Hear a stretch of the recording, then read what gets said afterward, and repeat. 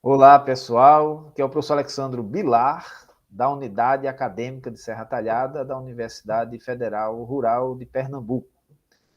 Curso Bacharelado em Administração, onde atualmente leciono a disciplina de Teoria Geral da Administração e, no próximo semestre letivo, a disciplina de Processo Decisório. Esta é uma atividade do 5º Congresso Regional de Administração do Pajeú, 5º CRAPA. Esse projeto ele é importante para toda a nossa comunidade acadêmica, é uma atividade extensionista e que tem como propósito compartilhar conhecimento gerado na universidade com a coletividade.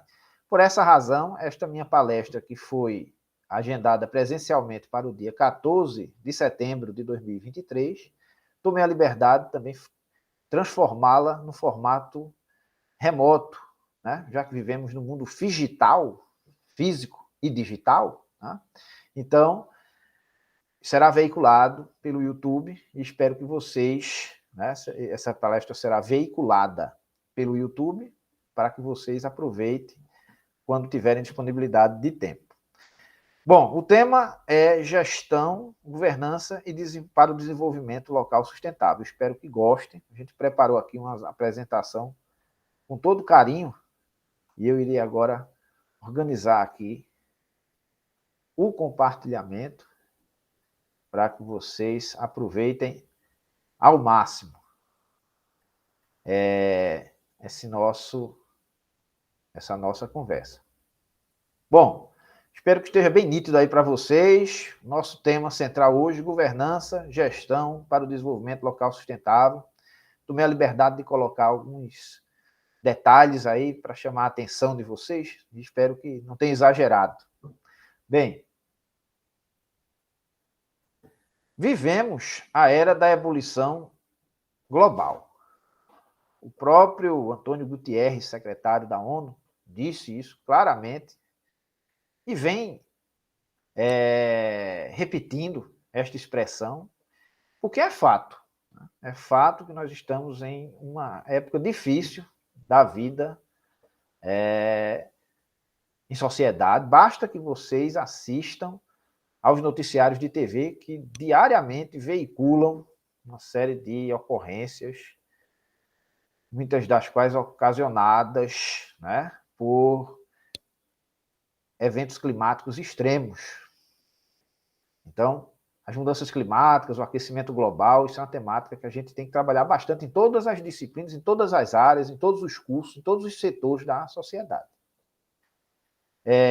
Recentemente, a Organização Meteorológica Mundial, OMM, divulgou esse dado alarmante, que em julho de 2023, agora, né, poucos, né, 2 meses atrás, agora a gente está em setembro, né, há 2 meses, ele foi o mês mais quente da história. Esse dado foi veiculado agora, no mês de agosto, né, em 8 de agosto, faz pouco mais de um mês. Então, esse mês de julho foi, dentre os registros realizados por essa organização, o que teve o que foi o mais quente. Tem um gráfico que mostra isso, que eles também exibiram. A notícia completa, vocês podem entrar no site da ONU News e vocês vão ver essa reportagem bem interessante, que mostra todo esse estudo. Então, nós estamos tendo um período de grande aquecimento global, né?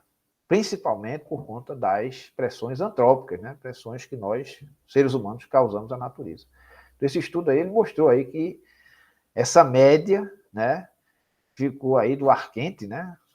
Esse estudo mede aí a temperatura do ar na superfície terrestre e viu que ele está 1,5 graus Celsius mais quente do que a média de 1850 a 1900, foi ali na época da Revolução Industrial, né? E 0, uma das fases da Revolução Industrial, e 0,72% está maior do que a média de entre 91 e 2000. Então, 0,72 82 graus Celsius maior, né? Bem, esse gráfico, ilustra bem essa situação. Eu espero que a animação esteja satisfatória aí para vocês. Em azul, a gente tem aí os anos mais frios, né? A temperatura do ar, para o mês de julho, desde 1940 até este ano, né? 2023. E em vermelho os mais quentes. Vejam aí que a gente fez uma artezinha para que vocês vejam que 2023, né?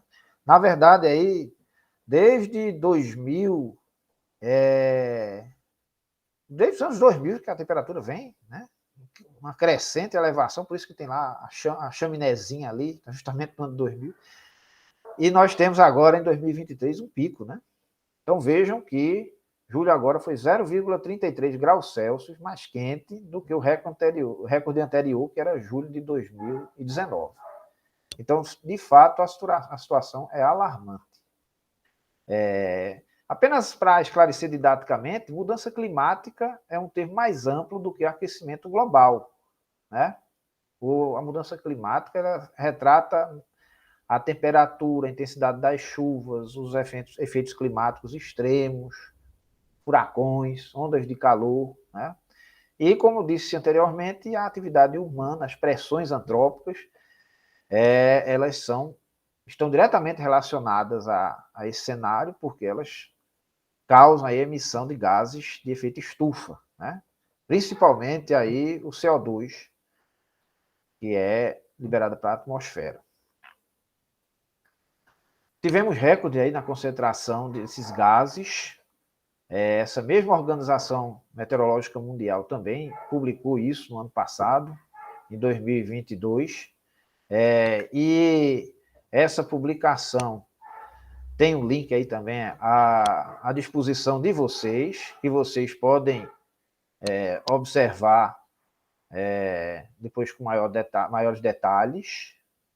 Então, as emissões de gases CO2 de 2020 a 2021, né, houve um aumento bem maior do que a taxa média da última década. Então, é um aumento exponencial nas quantidades desses gases, né?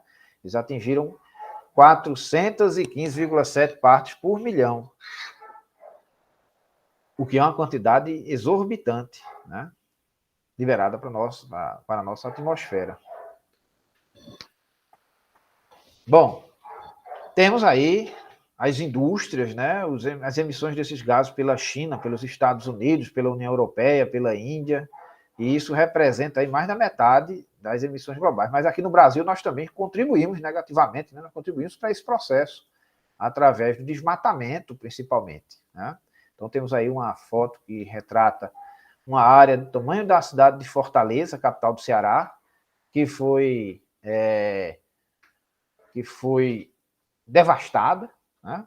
Essa área aí é uma área de garimpo ilegal no território Yanomami, e 322 quilômetros quadrados de vegetação foram dizimados aí, né, na nossa querida Amazônia, por conta dessa aí foi uma operação do IBAMA que detectou isso, né?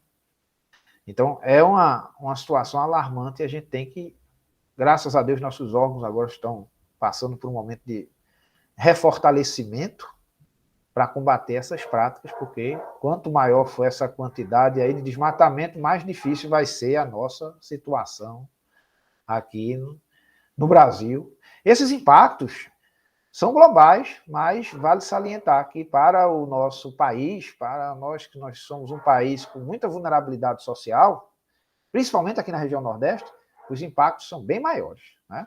Só para ilustrar aí o efeito estufa, né? Nossas atividades humanas com desmatamento e a queima aí dos combustíveis fósseis lançam esses gases, para a atmosfera e formam uma barreira aí para impedir que a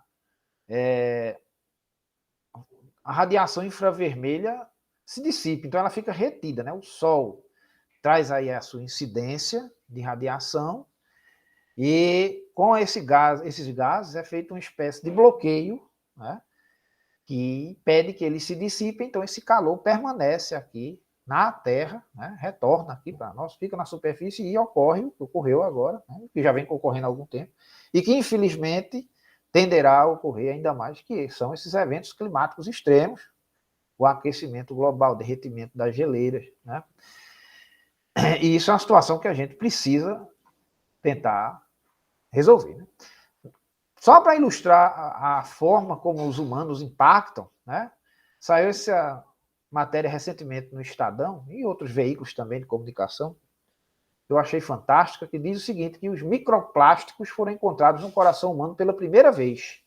Então, vejam, foi realizado um estudo que verificou que pela primeira vez os microplásticos foram encontrados no coração do ser humano.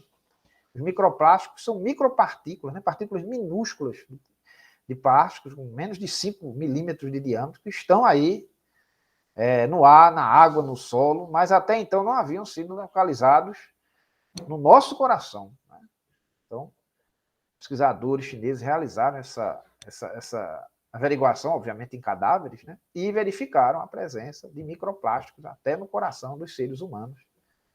E eles são fruto da decomposição de garrafas plásticas, embalagens, tintas e outros produtos, obviamente feitos de plástico, né?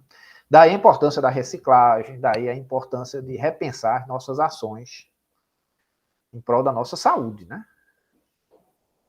As consequências são globais. Essas ondas de calor, inundações, chuvas secas, são exemplos desses fenômenos que, infelizmente, tendem a se tornar mais frequentes e intensos. Basta que se observem aí os noticiários dos jornais, vocês vão ver claramente essas situações, né? Você teve agora, recentemente, chuvas torrenciais que devastaram lá o Paquistão, né? Um calor, uma seca persistente nos Estados Unidos, né? Aqui no Brasil mesmo também tivemos uma seca grande no Rio Grande do Sul. Imagine, eles estavam se valendo das nossas técnicas aqui do Nordeste de fazer pequenos açudes nas propriedades rurais para ver se eles conseguiam salvar a sua produção, né? O gado ter uma água para beber, pelo menos, água para as atividades básicas. Então, é uma situação que atinge a todos, mas relembrando, nós que temos maiores vulnerabilidades sofreremos mais com a intensificação desses eventos climáticos extremos. Coloquei aí um ventiladorzinho para que vocês vejam que o calor está insuportável, nós que somos aqui do sertão, né?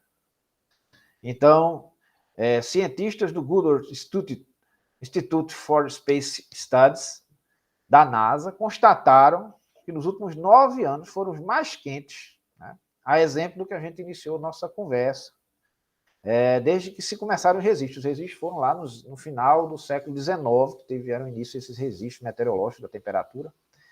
E a Terra, em 2022, estava cerca de 1,11 graus Celsius mais quente, né, do que quando começaram a ser realizados esses registros. E o mês de julho agora de 2023 foi alarmante, né, como vimos no início da nossa fala. Aqui está uma foto para vocês verem, de exatamente um ano atrás, no Paquistão, 33 milhões de pessoas afetadas por essas chuvas de monções, né, tempestades, que, apesar de serem características da região, mas foram intensificados os seus efeitos, justamente por conta da mudança climática, do aquecimento global. Essa imagem de satélite aqui mostra os Estados Unidos, lá na sua região do Lago Meadow, que fica entre Nevada e o Arizona, né, uma foto da NASA. E lá nos Estados Unidos, para vocês terem ideia, né, atinge os ricos também, né? A diferença é que os ricos têm como se proteger bem mais do que nós, né, dos impactos. Mas o fato é que todo mundo está nesse barco. Na revista Nature Climate Change mostrou que é o pior período de aridez nos Estados Unidos em 1.200 anos, aí nessa região aí especial, aí entre Nevada e Arizona, né? Recentemente, a exemplo da fervura global, que falou lá no início, né, citamos lá no início através do secretário da ONU, o Havaí teve aí em agosto, agora no mês passado, um desastre né? O maior desastre dele do século, em um século, por conta aí dos incêndios florestais. Então, o território lá do Havaí, o território havaiano, foi dizimado aí por conta desse fogo. Inclusive, bombeiros do Brasil, do mundo inteiro, muitos recursos de outros países foram para lá para auxiliar nesse processo. Teve até um bombeiro aqui de Serra Talhada, né, que participou aí desse processo, aí foi lá ajudar, não no Havaí, ele foi ajudar aqui no Canadá, perdão, o bombeiro aqui de Serra Talhada foi ajudar no processo do Canadá, que o Canadá também, exemplo do Havaí, um mês antes também estava em chamas, né, suas florestas. Então, em julho foi no Havaí, ou foi no Canadá, perdão, em agosto no Havaí. Então vejam que os eventos, né, sucedem na América, né, no Havaí, que fica nos Estados Unidos, no Canadá, que é na América do Norte, no Paquistão, que fica lá na Ásia, e na África também, né? Nós estamos agora vivenciando atualmente um desastre na Líbia, por conta aí das enchentes, né? Das chuvas torrenciais que fizeram aí com que as barragens o rompimento de barragens, e milhares de mortos, né? Esse dado aqui foi do dia 12, mas agora esse número já tem aumentado bastante, né? Falam-se de mais de 10 mil mortos, inclusive, né, por conta desse desastre ocorrido na Líbia. E lá na Líbia, em especial, a gente tem uma condição muito característica, porque além dessa questão ambiental, também tem um sério problema político, né? E quando você concilia aí os problemas relacionados a essa questão da gestão, da política, com essa questão climática, você tem uma conjuntura negativa de fatores, né? A Líbia recusou alguns apoios de alguns países por mera questão política, e eu creio que não é momento para isso diante dessa tragédia. Mas, enfim, no Brasil também, né? Lembro que recentemente, no começo aqui do ano, entre os dias 18 e 19 de fevereiro, lá em São Paulo, no seu litoral, as cidades foram acometidas, né? São Sebastião, Bertioga, por uma chuva muito grande, né? O que chove aqui aproximadamente em um ano, numa cidade como Serra Talhada, por exemplo, que é em média de 700 milímetros, ou perto disso, choveu em poucos dias, né? Em 2 dias lá, né? Nessa região. Então foi uma quantidade de chuva muito grande, quase 700, quase 700 milímetros em 1 ou 2 dias, é muita chuva. E resultou nesse desastre que a gente vê aqui, tem uma foto aí de uma criança e acredito que sua mãe sendo resgatada de bote, né? Em Recife, na região metropolitana do Recife, que também pega ali a cidade de Jaboatão dos Guararapes, né? Tivemos também, de forma recorrente, deslizamento aí de barreiras, né? Em maio de 2022, tivemos uma tragédia que foi considerada a maior do século em Pernambuco, mais de uma centena de mortos. Essa imagem aí eu tirei do jornal Folha de Pernambuco, que mostra esse deslizamento de barreira, também por conta das chuvas e por conta do desordenamento urbano, a falta de um planejamento, leva essas pessoas a morarem em situações de risco, de extremo risco, e acaba acontecendo de forma recorrente isso aí, né? Vejam que tem uma lona ali, mas a lona não consegue conter o deslizamento das barreiras, né? Essa foto aqui no Rio Grande do Sul, nós estamos tendo uma situação, nessa situação agora recente mesmo, né? No Rio Grande do Sul, há poucos dias ainda temos chuvas lá. O ciclone extratropical, aqui essa foto foi da cidade de Roca Salles, fica lá no Rio Grande do Sul, mas também a cidade de Mussum, que fica próxima, também foi fortemente impactada, né, neste mês de setembro de 23.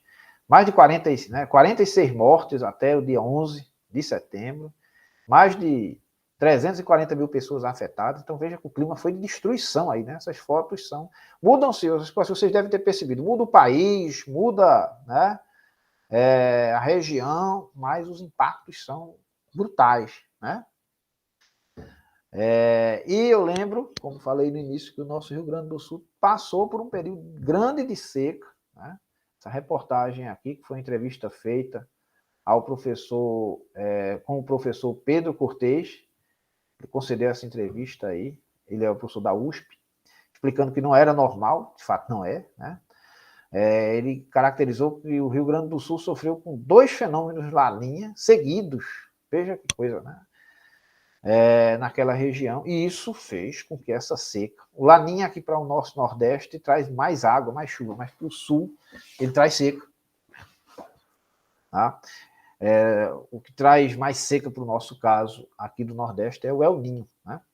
Por sinal, nós estamos em ano de El Ninho. A tendência é que tenhamos um período bem seco agora nesse final de ano de 2023 aqui no Nordeste. Então, essa reportagem está lá na CNN Brasil, que vocês podem também. Deixo os links aqui, depois você pode dar um print aí no computador e procurar a íntegra da reportagem.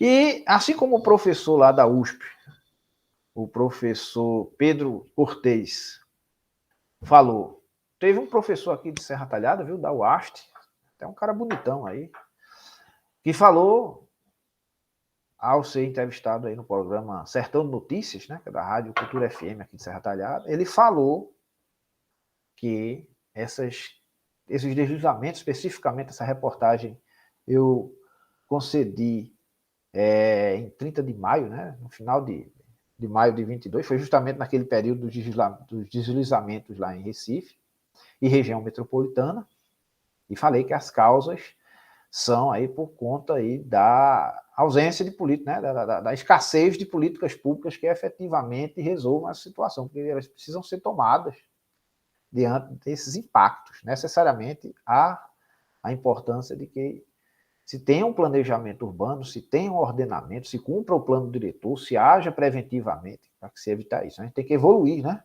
Tem a imagenzinha aí, evolua. Sempre que um professor fala, é interessante a gente prestar atenção, né? Porque geralmente a gente estuda, né? A gente não fala aleatoriamente, a gente, quando prepara uma apresentação como essa, a gente fez toda uma preparação, etc. E ouçam seus professores, que eles sempre trazem boas mensagens, né? Bom, esse incêndio aqui foi um incêndio que dizimou 700 hectares de vegetação em floresta em 2019, né? Independente se a causa foi criminosa ou não, mas as mudanças climáticas, o aquecimento acaba comprometendo. Um incêndio, numa situação que nós vivemos hoje em dia, ele se potencializa, né? De forma exponencial, por conta do clima mais seco, da situação em si, da maior aridez. Então, é uma situação complicada. 700 hectares, para você ter ideia, é uma área muito grande, equivale a 700 campos de futebol. Nós temos aqui em Serra Talhada o Parque Estadual Mato da Pimenteira, e que ele tem quase 900 hectares. Então, foi praticamente uma mata da Pimenteira, né, que foi dizimada aí pelas chamas no município de Floresta, que é vizinho aqui a Serra Talhada, por conta desse incêndio, né? Então, vejam, aqui mesmo em Serra Talhada, em 2020, a gente teve uma enchente, né? No Rio Pajeú, ali, muitos prédios que acabaram sendo construídos ali, praticamente à margem, né? No leito ali, na região de Várzea, ali próxima ao rio em si, foram acometidos aí, teve uma situação de calamidade pública aí no início em março de 2020. Vejam aí como é que, né, ficou a situação aí das ruas, aí fica numa área aqui próxima ao mercado público aqui da cidade, às margens do rio Pajeú.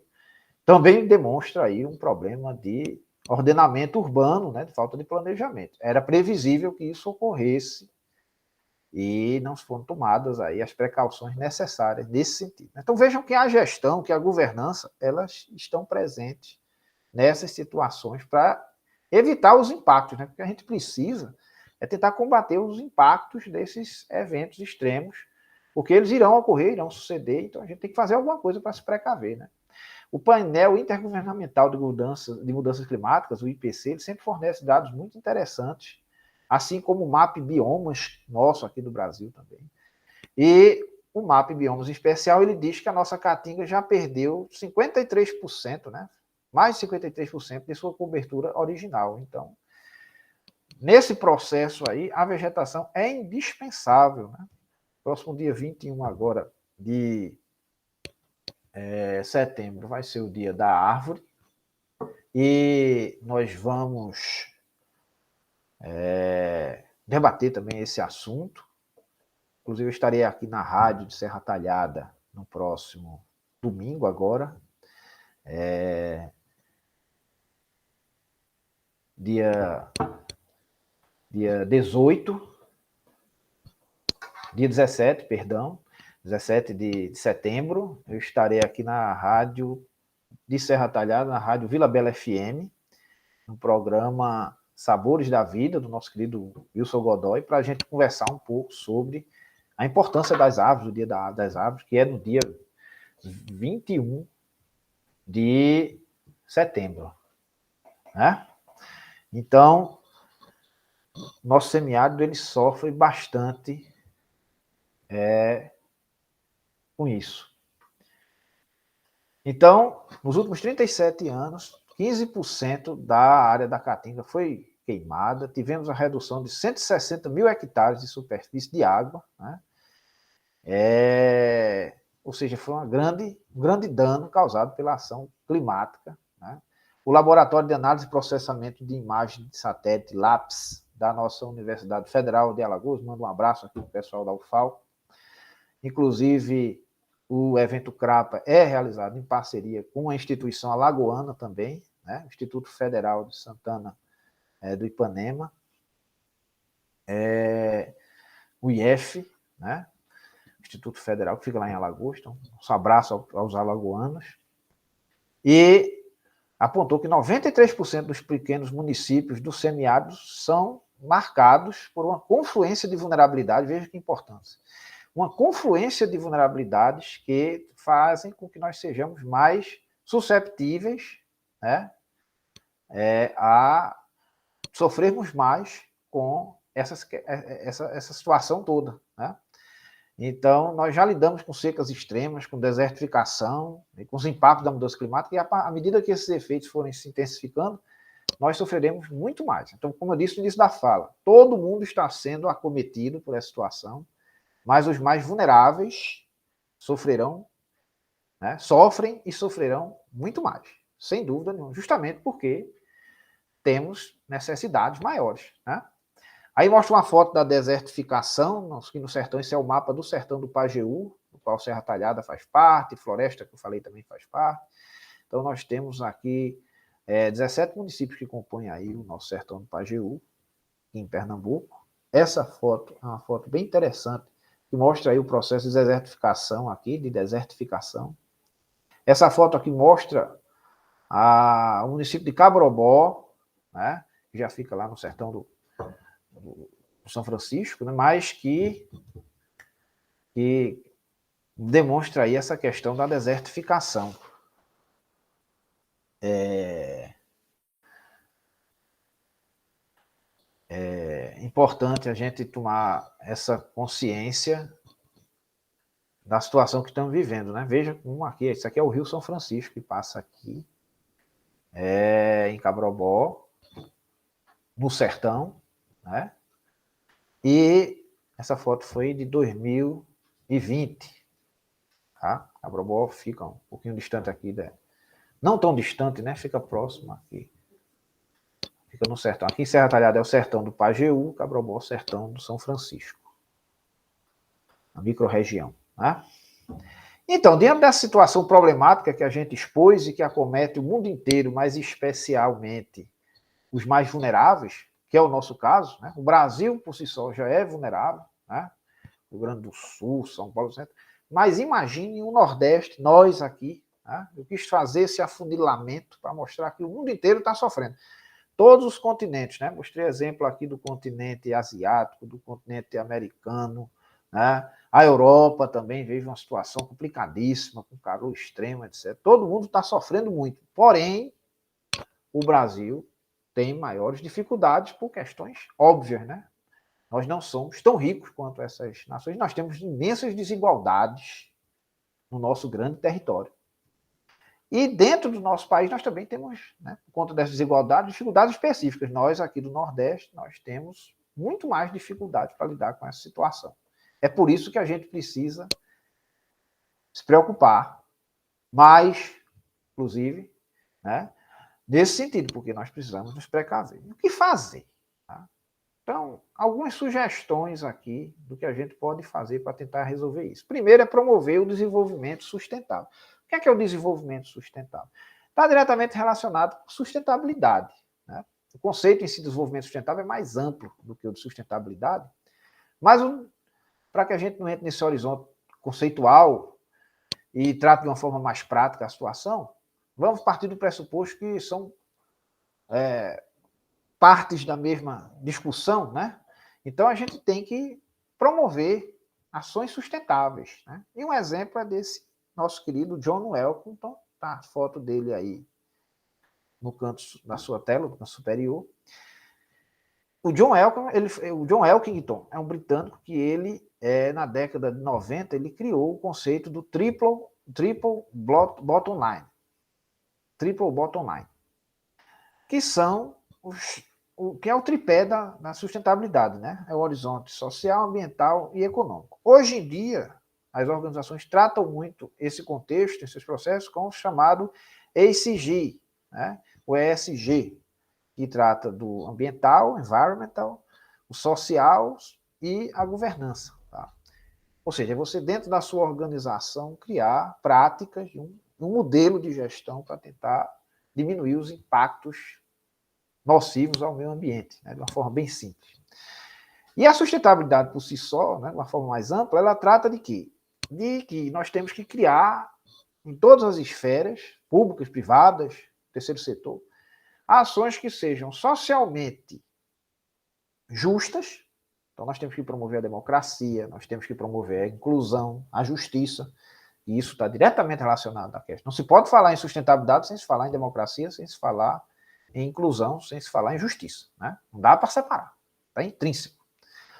Temos que fazer ações que sejam, ao mesmo tempo, socialmente justas, ambientalmente corretas e economicamente viáveis. Esse é o desafio. Né? Então, se uma organização, por exemplo, se uma empresa vai criar um novo produto, vai se instalar em uma nova comunidade, ela tem que ter essa preocupação. O que eu vou fazer é algo economicamente viável, porém, também é ambientalmente correto e socialmente adequado, justo. Essa é a preocupação que deve passar na cabeça de qualquer organização. Né? Nós somos da área de administração, especialmente nós, futuros líderes, né? Mas eu falo aqui também para outros públicos que, por acaso, assistirem a este vídeo, que nós temos que lutar pela sustentabilidade e também pelo desenvolvimento sustentável, que é um conceito mais amplo que diz respeito a um modelo de economia, né? Uma nova filosofia para pensar, para repensar as nossas práticas e nossas ações.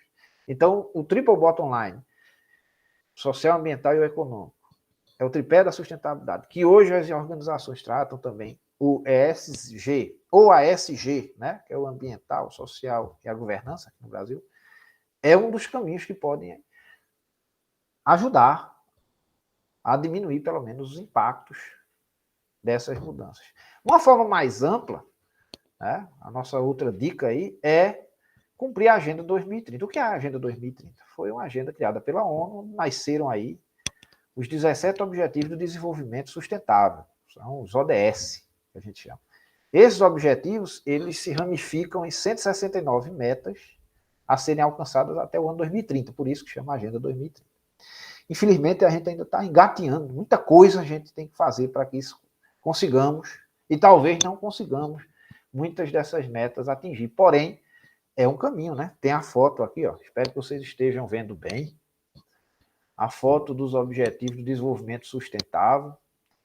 São 17, e começam com a erradicação da pobreza, né? A fome zero, passando aí pelo bem-estar, saúde, a educação, depois a igualdade de gênero, depois a água limpa e o saneamento, a energia acessível e limpa, né? Emprego digno e crescimento econômico, indústria com inovação e infraestrutura, né? Com sustentabilidade, é claro, redução das desigualdades, cidades e comunidades sustentáveis, consumo e produção responsáveis, combate às alterações climáticas, a questão da vida tanto na água quanto na terra, né? Justiça, paz e instituições fortes e parcerias para alcançar essas metas. Né? Vejam como são objetivos. Esses objetivos se desmembram em 169 metas. E eles abrangem tanto o horizonte social, quanto o horizonte econômico e ambiental. Né? Ah, professor, é o nosso sonho de consumo? Né? É o que nós conseguimos arrazoar, acordar, né? Através das nações que compõem a ONU. Então, a ONU pode não ser o melhor dos mecanismos que o ser humano construiu, né, para resolver os nossos problemas, né, pode não ser a melhor das instâncias ou a mais adequada, etc. Isso é uma outra discussão. Mas o fato é que nós temos, então nós temos que trabalhar com o que nós temos. Né? Nós temos que ser expeditos nesse sentido.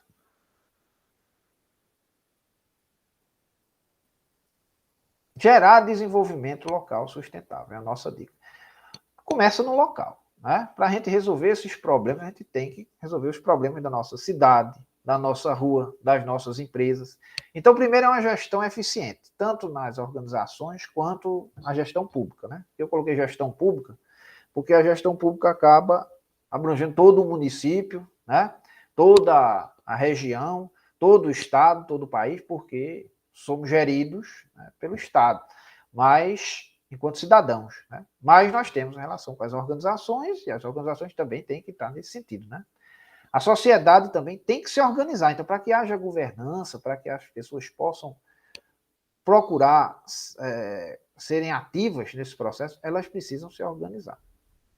É preciso ter qualidade de vida, né? Gerar qualidade de vida para a população, distribuindo os ativos sociais, então, saúde, educação. Não dá para a gente falar em sustentabilidade sem falar nisso. A gente viu que está nos objetivos do desenvolvimento sustentável da ONU. Temos que ter eficiência na economia, mas com conservação ambiental. E, por fim, o principal aí, a meu ver, que é o meu assunto que eu venho tratando no doutorado, que eu venho discutindo bastante, que é a questão da governança. A governança está na Constituição Federal, né? No artigo 225, que ele trata da questão do meio ambiente, explicita que é necessário, para enfrentar os complexos problemas ambientais, uma ação coordenada, não só do Estado, mas de toda a coletividade. E o que é a governança? A governança é isso. A governança é a reunião de atores chaves, né, da sociedade. Então, se traz representantes das comunidades, dos governos, das instituições, para discutirem essas questões. Então, daí a importância de conselhos, né, de meio ambiente, nas esferas municipal, estadual e federal, por exemplo, né? E de outras áreas também, né? Da questão do desenvolvimento social, na questão da sustentabilidade em si. Essas comissões, essas representações de todos os setores da comunidade devem ser tratadas com equidade e devem ser dadas as devidas condições para que, de fato, eles participem de forma ativa. Tem uma foto bem interessante, né, que mostra aí a diferença entre governança e gestão, que às vezes a gente confunde um pouco. Tá? Vejam, essa foto aqui, essa imagem, é do Tribunal de Contas da União. É mais dirigida à esfera pública, que a gente está tratando mais para o lado público, porque para abranger o máximo possível de organizações. Né? Mas nas empresas também, a lógica também é válida. A governança, ela está relacionada a essa questão da efetividade e da economicidade, que são os eis da administração pública, né? Eficiência, efetividade, eficácia, economicidade. E a gestão, a questão da eficácia e da eficiência. Deixa eu explicar melhor para vocês. A gestão, ela executa. A função do gestor numa empresa ou no Estado, gestão pública ou gestão privada, é executar. Ele planeja as ações, ele vai lá e executa essas ações, né? Coloca em prática essas ações, e depois ele checa, né? Ele controla, vê se está funcionando. E aí, em homenagem ao nosso ciclo PDCA, em administração, né? O plan do inglês no português, planejamento. O do, no inglês, fazer, no português, executar, né? O check, que é checar ou controlar, e é promover a ação corretiva, né, se necessário, que é o action. Em administração, a gente chama esse ciclo de PDCA. Ele foi resumido aqui nessa imagem com essa ideia do planejar, executar e controlar relacionado à gestão. Na gestão pública, da mesma forma. O gestor público, ele planeja algo, executa e depois vê se está funcionando. E aí os dois E's aí que se relacionam a isso são os da eficácia, ou seja, se eu atingir os resultados, e o da eficiência, se eu atingir isso fazendo o melhor uso possível dos recursos disponíveis. Então, se eu usei bem os recursos, se eu economizei, se eu fiz um enxugamento de custos, etc., eu fui eficiente. Se eu atingir os objetivos estabelecidos, eu fui eficaz. A gestão existe para isso, para ser eficiente e para ser eficaz. E para prestar contas para a governança. Quem é a governança? No setor público são as representações da sociedade, né? Se você tem aí um Conselho Municipal de Meio Ambiente, é ele que vai realizar aí a governança ambiental daquele município. Ele vai traçar as linhas mestras, né? Mostrar aí o que se espera, o que se deseja, né? Para que estrategicamente, aí, para que seja definido o planejamento estratégico por parte da gestão para executar isso. Então, a governança traz as diretrizes e a gestão executa para alcançar os resultados. E esses resultados eles são monitorados pela governança, né? Ocorre o tal do accountability. Ou seja, a gestão tem que prestar contas do que fez e a governança, que tem lá os representantes da sociedade, vão analisar e dizer ok. E vão ver se ocorreu efetividade e economicidade. Ou seja, se de fato aquilo que foi realizado agregou valor, né? Trouxe uma contribuição efetiva para a sociedade, e se foi a melhor linha de ação mesmo, né? Então é isso que a gente resume dos conceitos de efetividade e economicidade.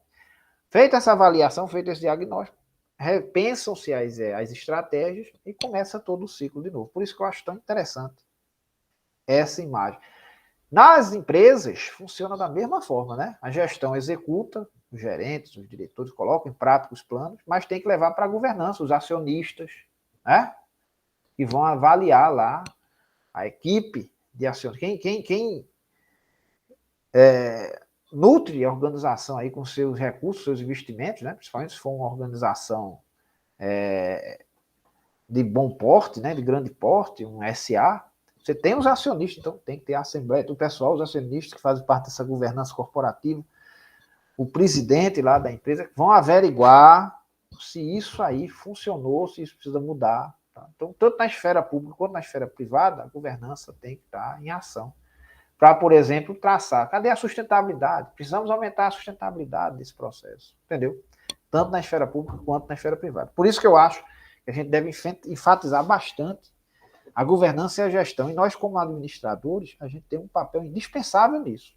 Porque nós fazemos a gestão e também participamos diretamente da governança, né? Então, nós estamos nesses dois mundos aí e precisamos trazer mais contribuições da governança e efetivá-las lá no dia a dia, né?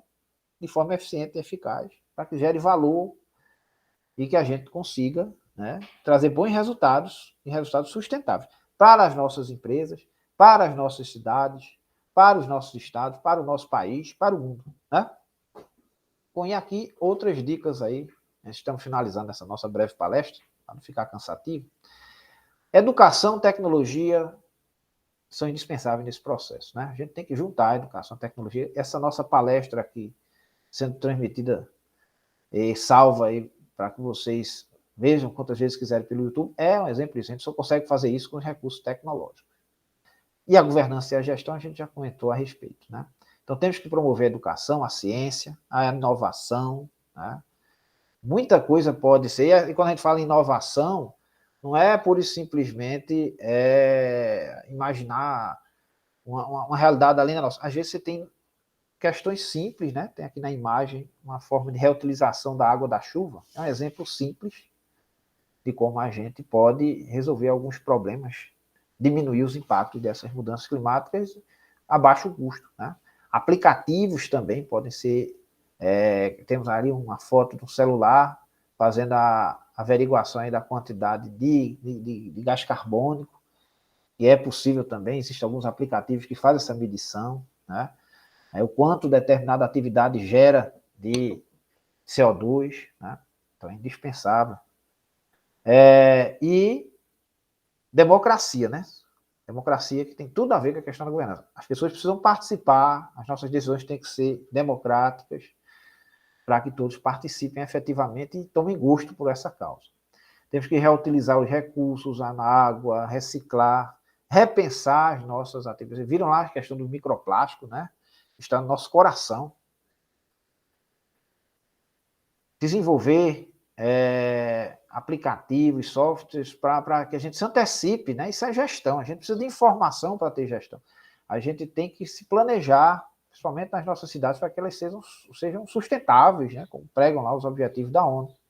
Melhorar a vida das pessoas, se antecipar esses problemas. Esses problemas, eles sempre existirão, e com as mudanças climáticas, eles vão aumentar, estão aumentando, e as cidades, os municípios mais vulneráveis sofrerão mais, que são os nossos aqui na região, no interior dos estados, na região sertaneja.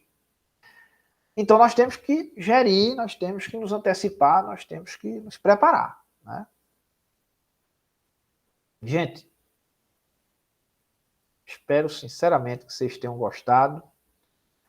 Estamos aí à disposição de vocês. Foi um prazer contribuir com o CRAPA, tenho um carinho especial com esse congresso. Mando um abraço aqui para todos os colegas que participam, em especial aí através da presidente aí do evento, a professora Suiane Brandão, né? Espero que vocês tenham gostado bastante dessa nossa apresentação. Está aí o meu contato de e-mail, caso depois vocês necessitem tirar alguma dúvida conosco, tá? E participar de eventos como o CRAPA é nossa obrigação aqui, profissional, né? Sou docente do curso de administração, mas também ministrei aulas nos cursos de economia, de sistemas de informação. Então, um abraço aqui para todos os nossos alunos, para todos que fazem a nossa querida UAST. E até uma próxima, se Deus quiser. Forte abraço.